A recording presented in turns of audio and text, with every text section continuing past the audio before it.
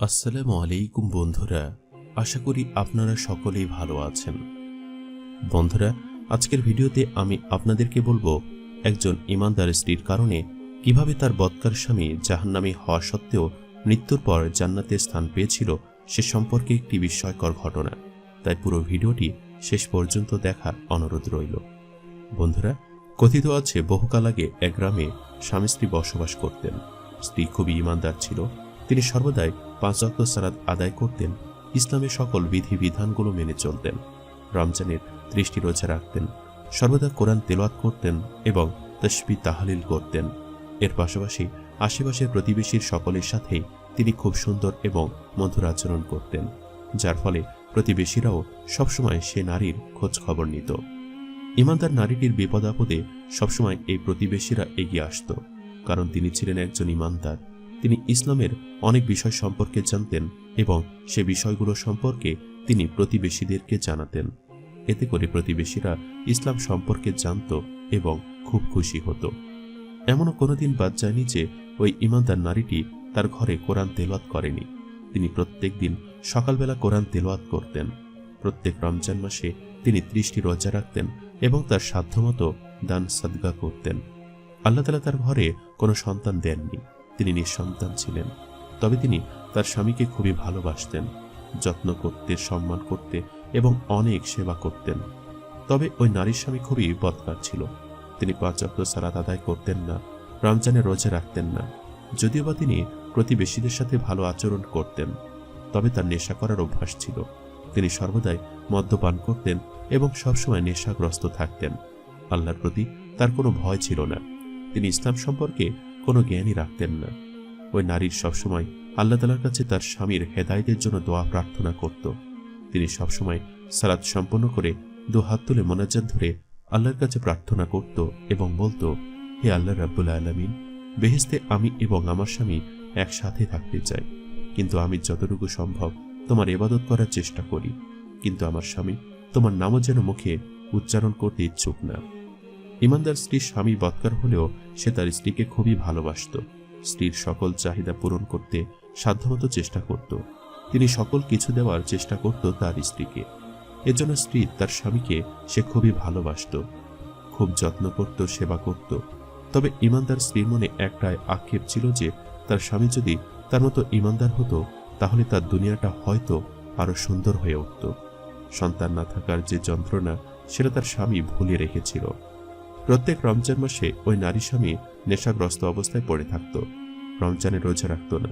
স্ত্রী যখনই তাকে রোজা রাখার কথা বলতো তখনই স্বামী বলতো, তোমার ইবাদত তুমি করো, তোমার আল্লাহর কাছে তুমি ভালো থাকবে, আমি এসবের অভ্যস্ত নই।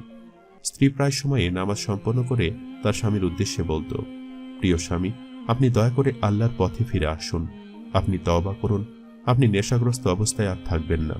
আমি আপনাকে খুবই ভালোবাসি। এই দুনিয়াতে যেমন আমি আপনার সাথে বসবাস করতে চাই, বেহেশতেও আমি আপনার সাথে থাকতে চাই। আর সেজন্য অবশ্যই আপনাকে আল্লাহর পথে থাকতে হবে, সালাত আদায় করতে হবে, রোজা রাখতে হবে, সকল প্রকার হারাম থেকে আপনাকে দূরে থাকতে হবে। তাহলে আপনি এবং আমি পরকালে একসাথে বসবাস করতে পারব। তখন তার স্বামী স্ত্রীর উদ্দেশ্যে বলতে থাকে, দেখো, তুমি তোমার ইবাদত করো, আমি চাই তুমি জান্নাতে সুখে শান্তিতে থাকো।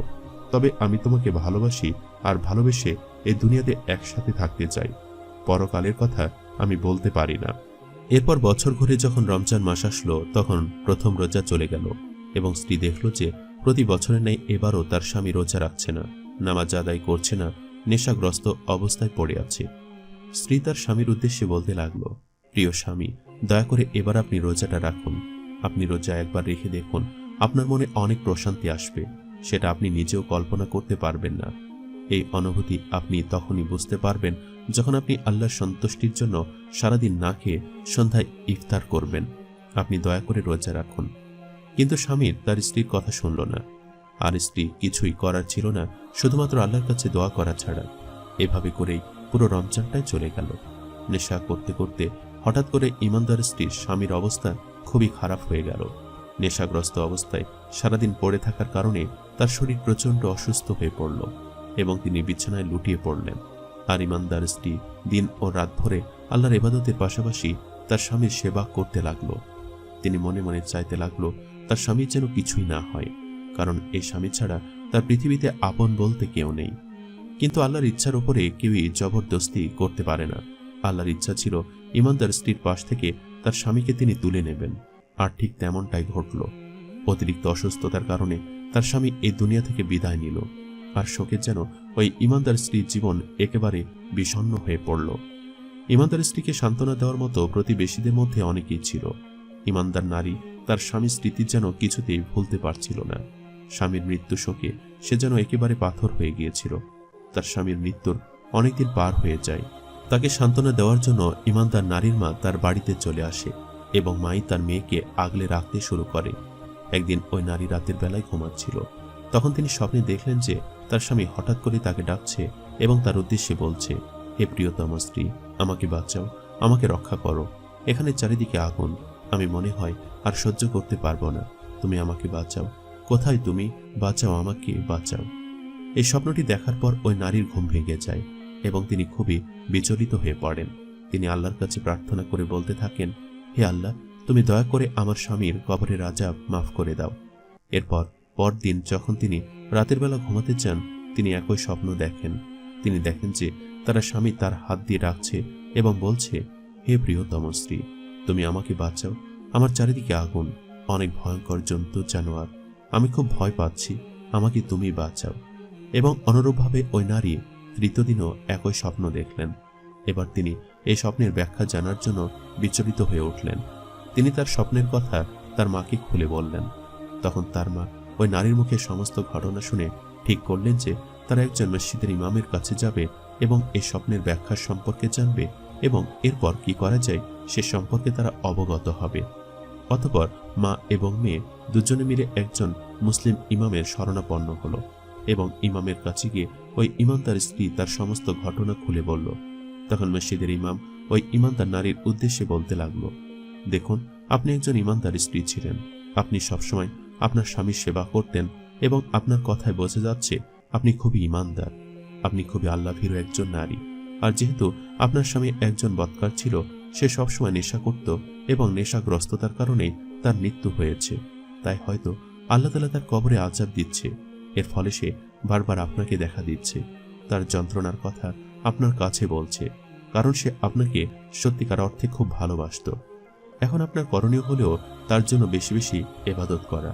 তার হয়ে আপনি ইবাদত করবেন, 5 ওয়াক্ত সালাত আদায় করবেন, নফল ইবাদত করবেন, নফল রোজা রাখবেন, সবসময় কোরআন তেলাওয়াত করবেন এবং তার নামে বেশি বেশি সাদকায়ে জারিয়া করবেন।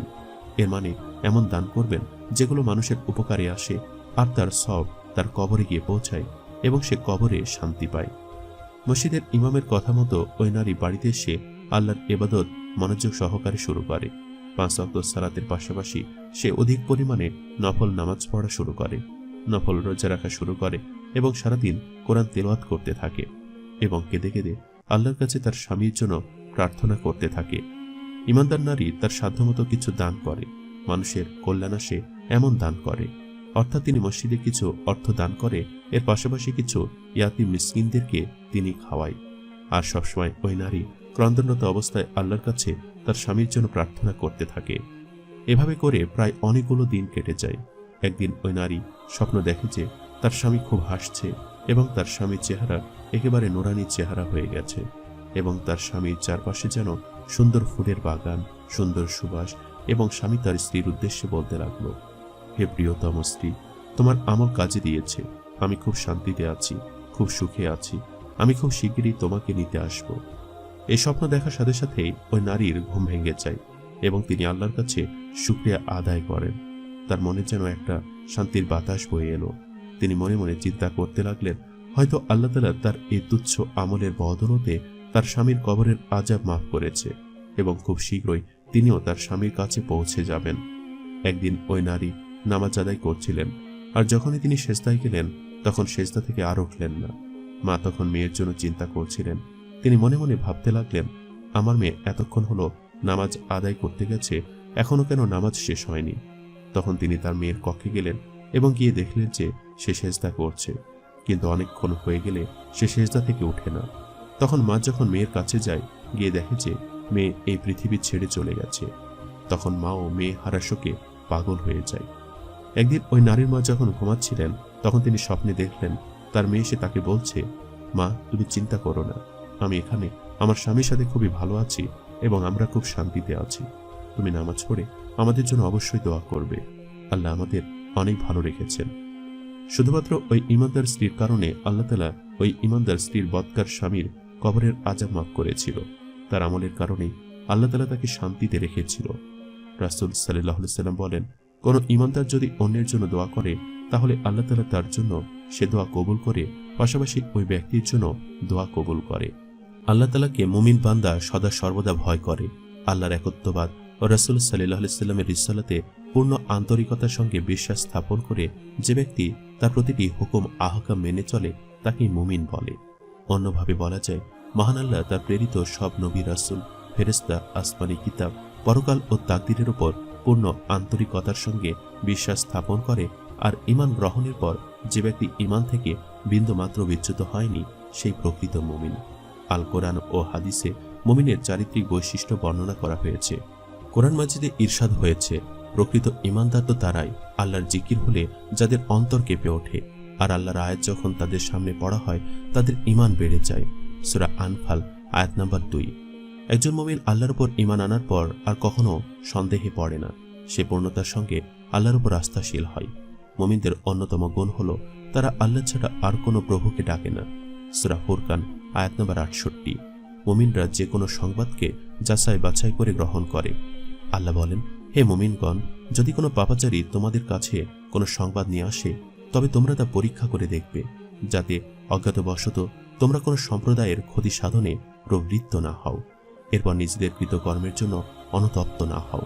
সূরা হুজুরাত আয়াত নাম্বার 6। অহেতুক ও অপ্রয়োজনীয় বিষয়কে মুমিন বান্দারা এড়িয়ে চলে। আল্লাহ বলেন, দয়াময় আল্লাহর প্রকৃত বান্দা তারাই যারা মিথ্যা সাক্ষ্য দেয় না, আর অহেতুক বিষয়ের পাশ দিয়ে যখন তারা গমন করে তখন ভদ্রভাবে পাশ কাটিয়ে যায়।